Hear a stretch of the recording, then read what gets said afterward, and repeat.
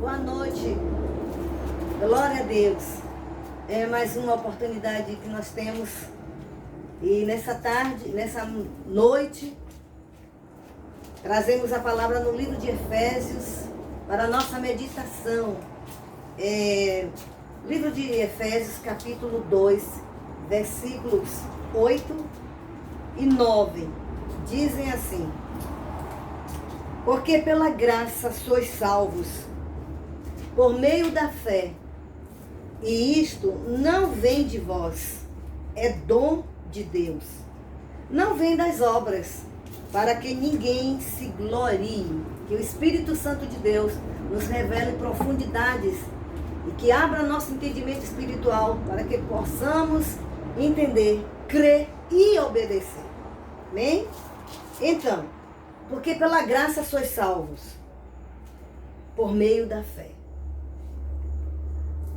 A graça é um favor que Deus nos fez, nos faz. Nos fez no sentido porque Jesus é o favor de Deus para nós. Nós quem? Para o mundo. O mundo precisa conhecer a graça de Deus. A graça de Deus não é simplesmente uma palavra graça. A graça é um favor imerecido. Ninguém merecia favor de Deus. E a graça se manifestou, foi revelada através de Cristo.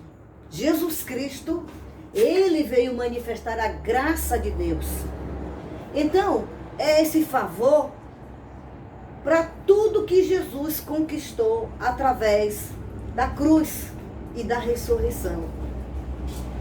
A graça nos dá a oportunidade de Deus perdoar os nossos pecados. A graça nos dá a oportunidade, juntamente com o perdão dos pecados, ser curados, ser libertos, ser restaurados, libertos dos vícios, libertos das drogas, libertos das mentiras, libertos de todo tipo de escravidão que o pecado faz. Então, nós precisamos entender que precisamos tomar posse da graça. Admitir que a graça é um favor que Deus está nos dando, mas a gente não pode perder essa oportunidade. Porque depois da morte, não se tem mais graça. Deus não vai usar da graça. A graça é para agora, para esse tempo. É para agora que nós estamos na terra e que precisamos entender, precisamos aceitar, precisamos querer a graça de Deus. Então, nós estamos vivendo por causa da graça. Entregamos a vida a Jesus por causa da graça. Pedimos perdão do nosso pecado por causa da graça. Mas o ser humano precisa saber por que essa graça? Porque Deus fez o ser humano para a honra e glória do nome dele, para haver comunhão com ele. E Deus nos planejou de tal maneira que o amor de Deus é tão grande que ele nos deu essa oportunidade de perdão. Quando nenhum de nós merecíamos ser perdoados. Perdoados de quê? De todos os nossos pecados. Perdoados de quê? De todas rebeldias, rebeliões. É a graça de Deus. Então nós precisamos compreender que se estamos vivos, é a graça de Deus. É pela graça de Deus. Se estamos enfrentando lutas, estamos enfrentando lutas pela graça de Deus, no sentido de que Ele está tendo misericórdia de nos conservar vivos para que possamos consertar nossas vidas com Deus. Então a graça de Deus é ela que nos proporciona essa oportunidade de perdão, de um novo recomeço, porque as pessoas pensam que tem gente que não sabe o motivo que precisa ser salvo. Porque a graça de Deus é que nos dá essa oportunidade. A graça de Deus é muito mais do que falada. Ela é tão profunda que ela foi expressa em um versículo que eu gosto muito ali no Evangelho de São João, capítulo 3, versículo 16, que diz: porque Deus amou o mundo de tal maneira que deu o seu Filho unigênito, para que todo aquele que nele crê não pereça, mas tenha a vida eterna. Então essa palavra, esse versículo, ele fala tudo, ele resume tudo que Deus tem para nós e que Deus pensa sobre nós e o que Deus quer para nós. Primeiro, que Ele nos ama de verdade. Ninguém nos ama como Deus ama. Ninguém. Nem pai, nem mãe, nem vó, nem tia, marido, esposa, namorado, namorada, filho, filha. Ninguém ama como Deus nos ama. O amor de Deus, ele passa da nossa lógica, passa dos nossos sentimentos, porque o amor não é sentimento. O amor é uma pessoa que manifestou, que viveu, teve uma carne, nasceu como todo ser humano, e o nome dele é Jesus. Jesus é a graça de Deus. Jesus nos entende como nós somos. Jesus nos entende quando erramos. Jesus nos entende quando pecamos. E a graça de Deus fez com que o amor de Deus fez com que Deus achasse graça, nos desse a oportunidade de salvação. E maravilhoso é que ele não mandou nenhuma outra pessoa, não mandou um anjo para ser a salvação, não pegou nenhum mortal para ser a salvação. Ele mesmo, Deus mandou o próprio Filho e colocou dentro de Maria, e Jesus teve todo o processo humano que todo mundo tem. Foi gerado pelo Espírito Santo no ventre de Maria. E ali cresceu e todo aquele processo, depois ficou homem, aquele todo o processo. E depois ele foi cumprir todo o processo que ele tinha, que foi de carregar nossos pecados, tomar nossos pecados e cravar na cruz do Calvário. E depois ele foi ressuscitado para validar aquilo que ele tinha feito. E outra coisa, ele não podia ficar morto. Porque ele veio conquistar esse direito de ser Senhor e Salvador. Ele não podia ficar morto porque ele não era pecador. Não era ele que tinha os pecados. Ele não foi para a cruz por causa do meu, dos seus pecados. Ele foi para a cruz por causa de nós. Para nós, não por causa dele. Portanto, é pela graça. Então Deus vai falando através do apóstolo Paulo no livro de Efésios. Porque pela graça, ninguém merecia. Por mais que façamos alguma coisa, por mais que queiramos agradar a Deus, não conseguimos agradar a Deus. Porque Deus é Espírito e importa que Ele seja adorado em espírito e em verdade. Em espírito e em verdade. Então, pela graça somos salvos. Ele nos perdoa pela graça. E pessoas ficam assim, mas como é que eu vou aceitar? Como é que eu vou ser salvo? Eu não mereço. Quem sou eu para ser salvo? Olha, nós não podemos ficar churumingando, nem podemos ficar aqui nos fazendo de vítima. É um fato. Jesus é a graça de Deus e é pela essa graça que nós seremos salvos. Nós quem?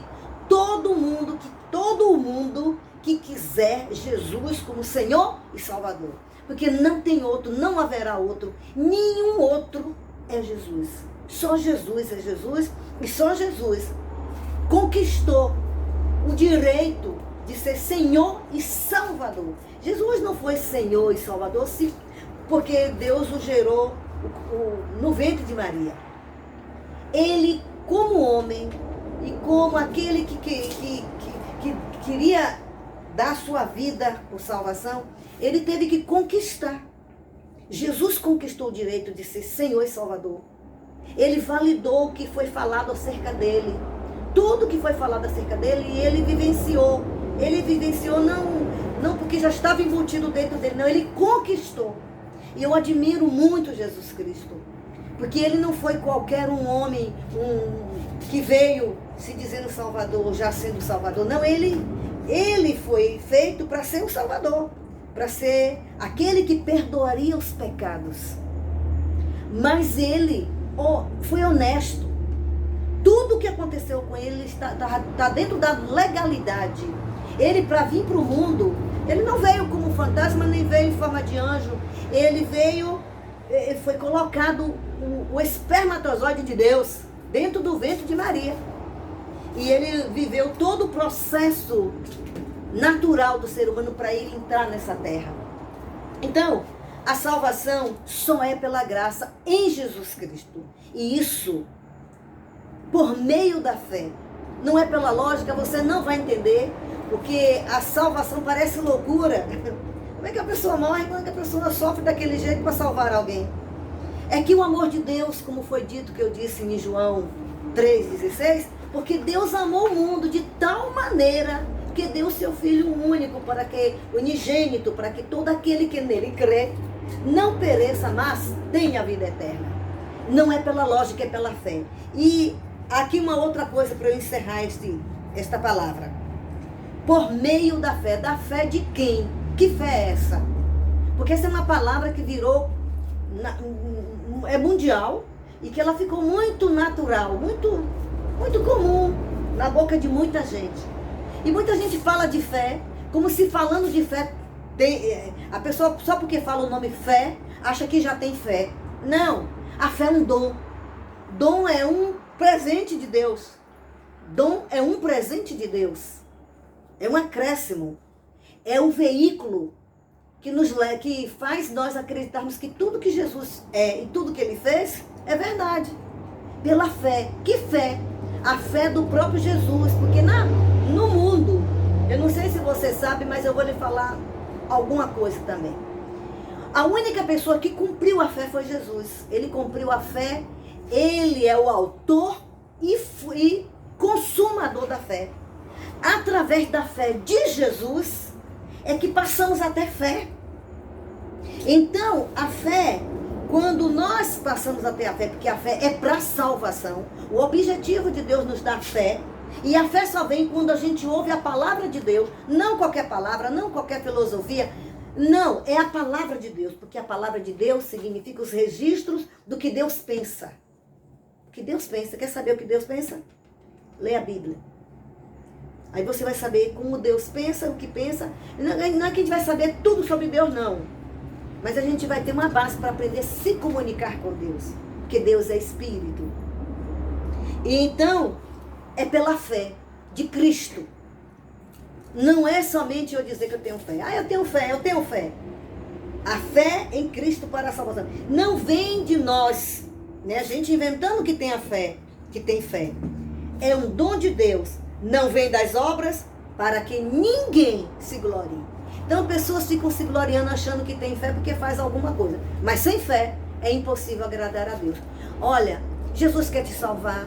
E eu nessa noite eu faço um convite. Entregue a sua vida a Jesus. Se arrepende, reconhece que há uma oportunidade para a sua vida. Há uma salvação preciosa, a salvação. Há uma não, a salvação. Porque ela não é uma. Tendo uma, teria muitas outras. Abriria a porta para outra. Não, ele é a salvação. Ele disse, eu sou o caminho, a verdade e a vida. Ninguém, ele não diz ir, ele diz, ninguém vem ao Pai, senão por mim. Jesus quer te salvar. E aqui nesta noite, eu te apresento, eu convido você a se render, a reconhecer que precisa de salvação, que precisa de ser salvo e entregar sua vida preciosa para Jesus, porque só Ele te ama como ninguém nunca lhe entendeu, nunca lhe amou e nunca lhe amará. E aqui, Jesus, eu abençoo estas vidas. Eu clamo que o poder de Deus, através dessa palavra, entre quebrando sofismas, quebrando fortalezas, trazendo convicção de pecado, que teu Espírito Santo os convença do pecado, da justiça e do juízo. Amém? Deus abençoe. Se inscreva no meu canal. Compartilhe, deixe sua opinião. Em nome de Jesus. Amém?